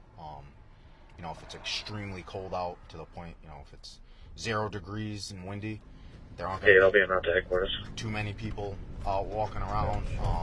Probably even driving too many places if they don't need to. It just reduces any type of calls we get, you know, like if it was in the summer, warm out, more people out, maybe walking, people, you know, there could be people at parks playing basketball, things like that, that people may be doing in the warmer months, where, you know, if it's completely cold out, you know, one evening, to that extent, you know, there's just going to be less people around, and that typically just, in the nature of it, it means that we get less calls at least relative to people being outside. Now we may get other calls that are, we might not get during a summer night, but weather definitely does play a role. But like I said earlier, we can get any call at any time, no matter what the weather is. Rain does, plays another factor too. If it's pouring out, we'll get a lot of calls for flooded roads, or maybe motorists that are stuck, disabled motor vehicles. There's high winds, branches down, wires down. We may get more of those calls than we do get for, disturbances or suspicious activities. So it just depends on time of day, weather, time of the year. Really, it can all affect the type of calls that we get. That driver also, he also put his passenger windows down as well. Is that helpful? Yeah, so when I had walked up to the vehicle, I could tell the window tint on it was pretty dark. Okay. It was a pickup truck that I'm sure came with a factory tint in the back, but because because the vehicle had a Florida registration on it, the window tint they had put on it was more than what the factory put on, or more than what a vehicle registered in Rhode Island would be able to have on it. So as soon as I walked up to the vehicle, he had the driver's window open, but I had asked him to lower the rear windows just because they were so dark that I couldn't see him, and I couldn't see if there was anyone in the back seat. So that's something that's very common for us to request, just for our safety. Yeah. I mean, if everyone could do that, if it's tough for us to see in the vehicle, it just gives us a little more peace of mind, just to know that we can at least see what's going on, how many people are inside. Right. So. I like that. Also, he shows the essentially nothing to hide. Exactly. So, like I mentioned earlier, we always just, we're ready for the unknown. But if we can see that there's no one in the vehicle doing anything that's alarming, then it's better for us. Ending mileage 74516. Do you have any other proof? Well, like I said, he was very reasonable, and I asked him if he could lower the windows, and he did, no problem. So.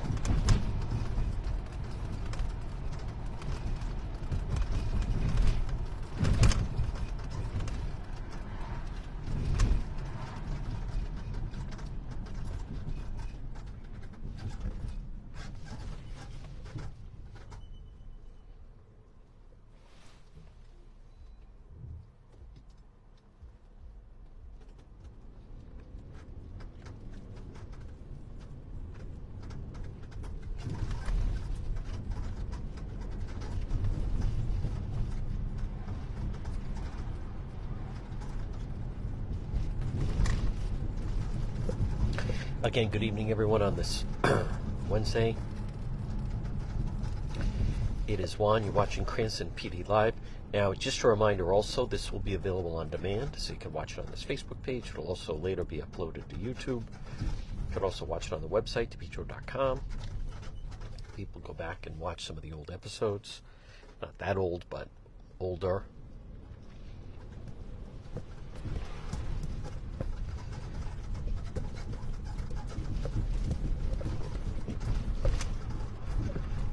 And if you're watching this on demand, you can also make comments and so forth. A lot of people do watch it on demand, as we say.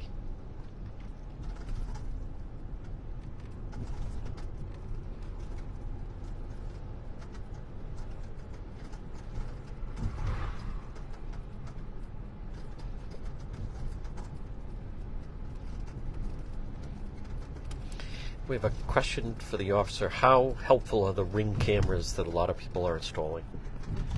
They've been a huge tool for, I'd say for police across the country, I'm sure, but I know in Cranston, we'll get calls for service.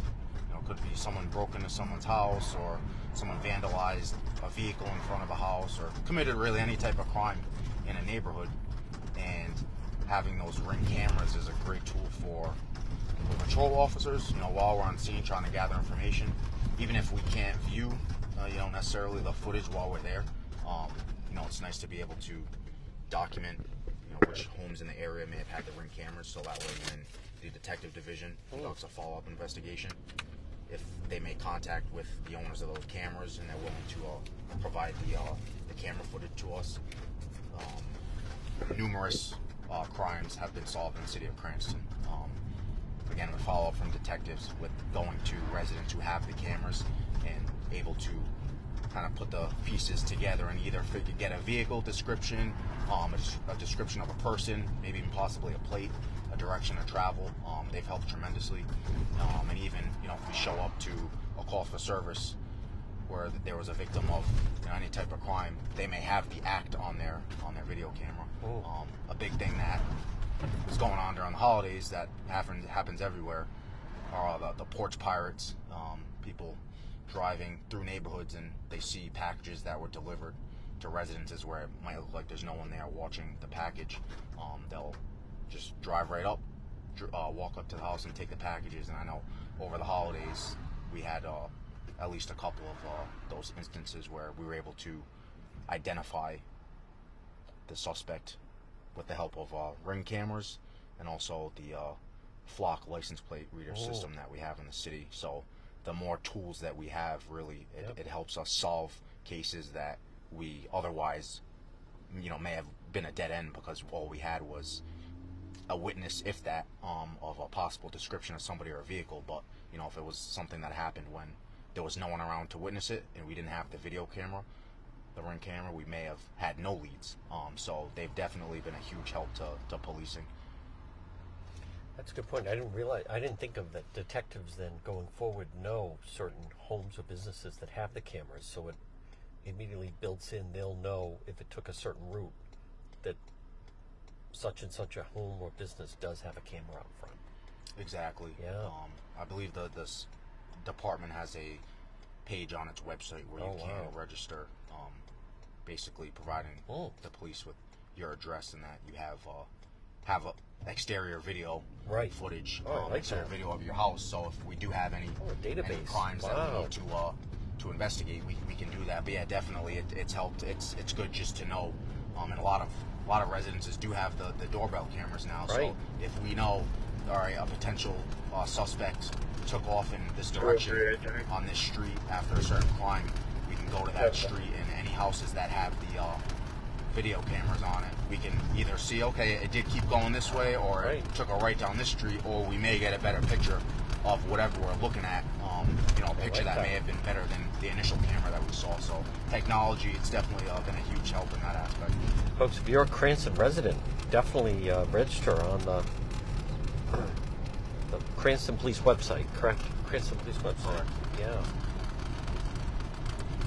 If you have outside surveillance on your home or business.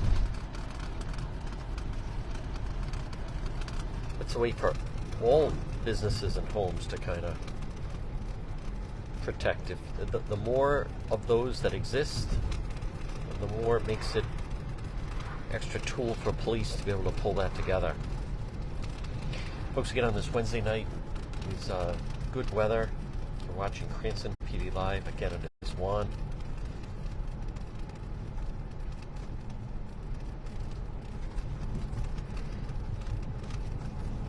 As far as the shout-outs, I'm going to start posting on the page instead that different people that want to shout out. It's too many. It's too long.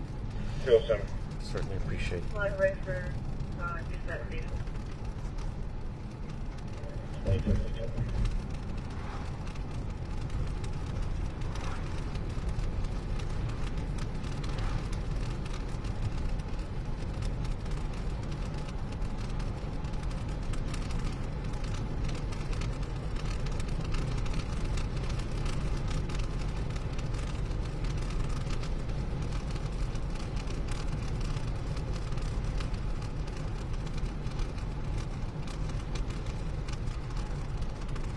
Reservoir Ave right here, pulling up to the Garden City Shopping Center. We'll take a drive-through, conduct a check. Most of the retail locations are probably closing in a few minutes. There are a couple of restaurants and a gym, maybe a couple of other businesses that are still open for a little bit, but we'll just drive through, see if there's anything going on, see if there's any suspicious individuals walking around. See, sometimes it seems like organized shoplifting that takes place. I know that the Cranston Police will post, and it'll be sometimes like 2 people that are in. It's not a random. They're like a team that are there to literally try to steal as much merchandise as possible. Exactly. So, certain scenarios we see there's just one individual. They may be acting alone, or maybe it's just one in the store. There could be someone waiting in a vehicle. So as soon as they take the merchandise, they can get out of the area fast. Or like you mentioned, we do see it where 2 or 3 people will walk into a store and try to grab as much merchandise as they can, and they'll flee the scene. And there are groups of people who they'll travel throughout the state and go from state to state doing the same thing. Wow. So it's definitely a problem. And with the video footage and again the flock license plate camera system, the more information that we can get on potential suspects helps us kind of track either who they are, where they're going, where they're coming from, any vehicles that were involved. So this is the shopping center is a big area for shopliftings of that nature. A lot of higher end stores with expensive merchandise. So.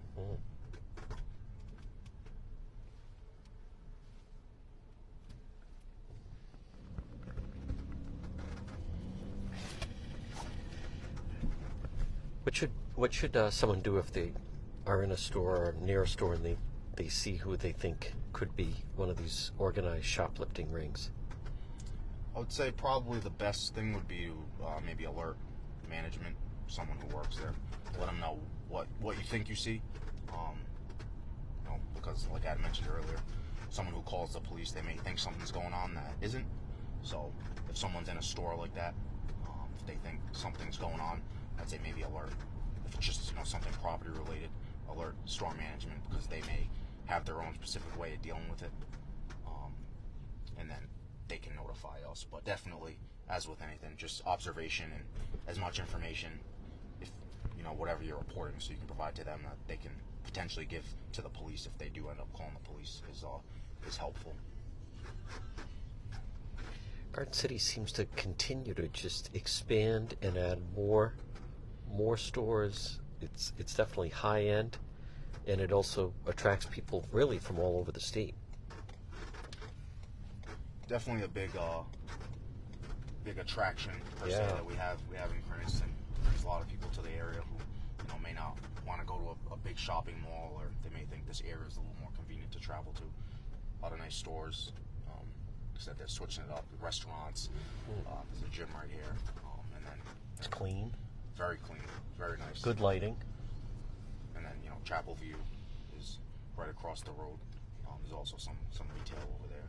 So definitely a nice area. If you want to come shop and have some stores here that may not be in other areas.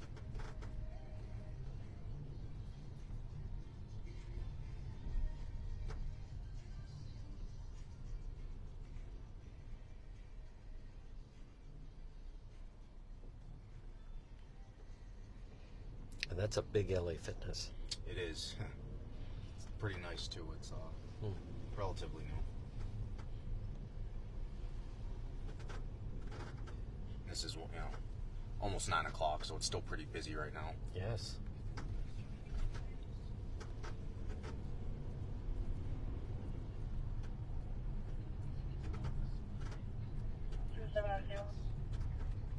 Go ahead.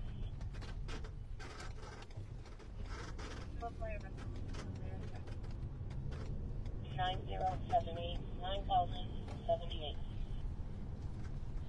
Start heading back toward the police station. See if we see any motorists that we should stop on the way, if any other calls for service coming. Folks, again, cheer that you were watching on this Wednesday night.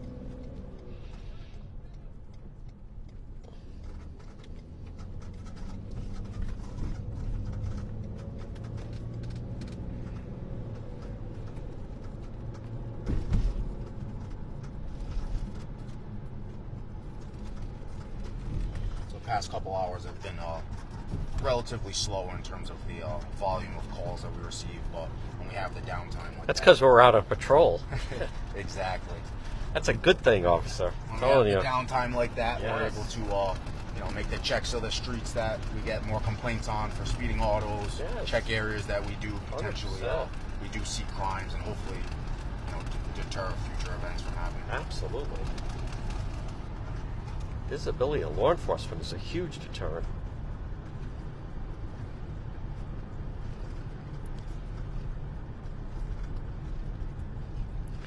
my mere presence in the city has cut crime in half.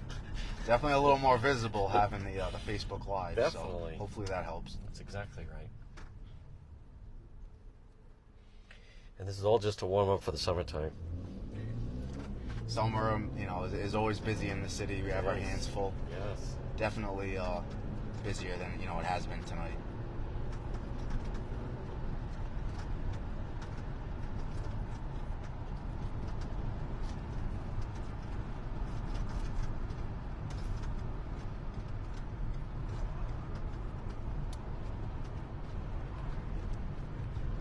It should not be lost on people. Garden City, no empty storefronts.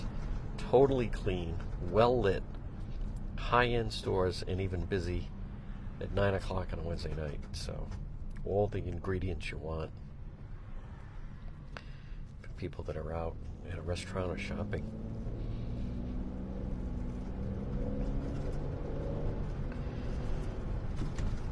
Cranston Police keeping watch over the city.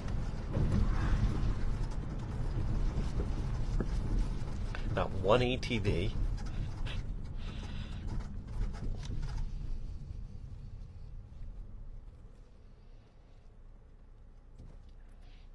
We're getting pretty close to come to Cranston, the safest city in America.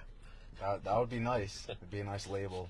Bring more people to the city. So Yes, we do as best as we can to my help goodness. promote that. Big time.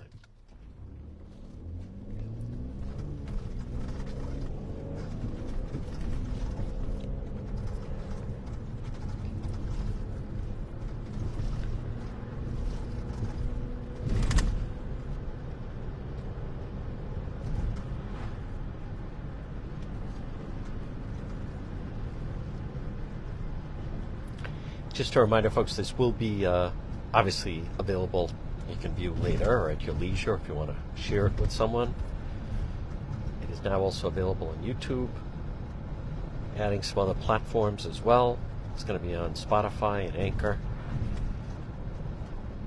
But always right here on the Facebook page, and then you can also get a link on the website, DePetro.com.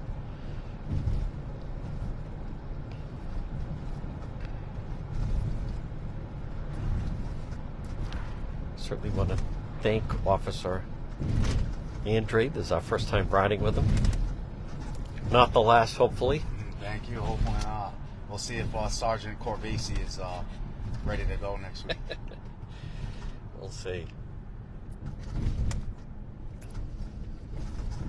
People enjoy meeting all the different members of the Cranston Police Department. All part of making Cranston America's safest city. Mayor Hopkins has got to like that tagline. Yeah, I'm sure. I think everybody does, especially the mayor.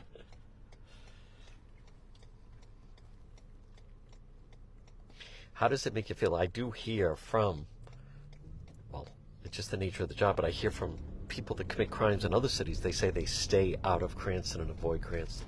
Well, that's a good thing. I'm sure, I don't know what their reasons are for it, but whatever their reasons are, that's good. As much crime as we can keep out of the city. Yeah. It's great. It's great for, living here, businesses, everything. So, I guess we're doing something right. Big time.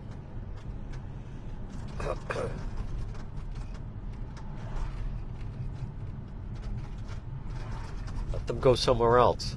Exactly. Hopefully they just stop committing crimes altogether, but Well, the little amount of crime that we can have here, Right. the better.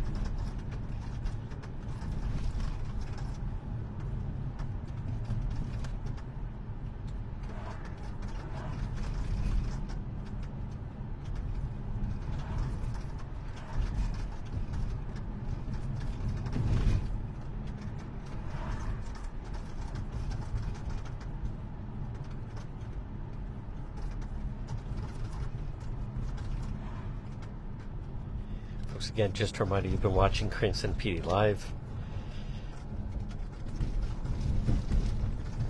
You can watch all the different episodes on this Facebook page under videos. Also, as I mentioned, due to demand, we have them up on YouTube as well.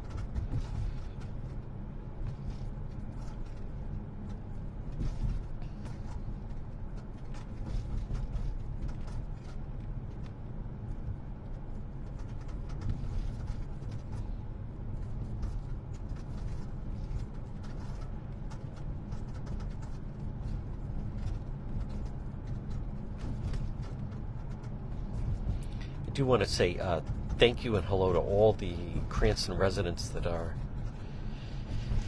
either in Florida. I know a bunch in West Palm Beach, Jupiter. Also, let's see, getting messages from people in South Carolina. All saying they enjoy watching the city kept safe while they are away for the season and then coming back in the spring. So, folks, we are going to sign off. I want to thank, again, Officer Andrade. Officer, excellent job. Thank you. Excellent job. Big time. Keep up the good work. Thank you. Remember, the people are behind you. We tried. We're with you. Thank you for the support. We appreciate it. Absolutely. All right, folks. Again, it is Juan. Thank you for tuning in. Make sure you follow the page. That's how you find out when we go live. And we are going to say that concludes this episode, unless something happens tonight, but of another episode of Cranston PD Live.